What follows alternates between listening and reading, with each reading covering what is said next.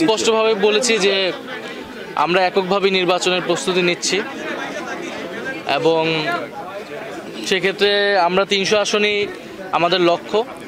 তবে যারা ফ্যাসিবাদ বিরোধী এবং গণতন্ত্র প্রতিষ্ঠার লড়াইয়ে অগ্রণী ভূমিকা পালন করেছেন, সেটা খালেদা জিয়ার কথা আমাদের নাসিরউদ্দিন পাটোয়ারি বলেছেন।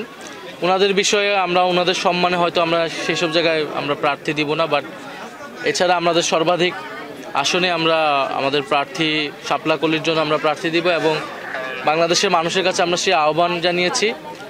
এবার বাংলাদেশের ইতিহাসে নির্বাচনী যে সংস্কৃতি, যে আমরা দেখি যাদের টাকা আছে, যারা এলাকায় গডফাদারগিরি করে, তারাই নির্বাচনের দ্বারায় আমরা সেই সংস্কৃতিকে এবার চ্যালেঞ্জ করতে চাই।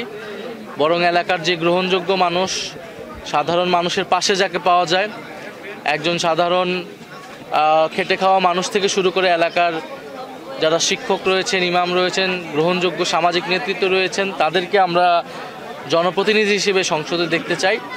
তো আমরা সেই উদ্দেশ্যে কাজ করছি। আর সমঝোতা বা জোট বা এটা আমরা বলেছি, এটা অবশ্যই একটা রাজনৈতিক বা আদর্শিক জায়গা থেকে হতে পারে।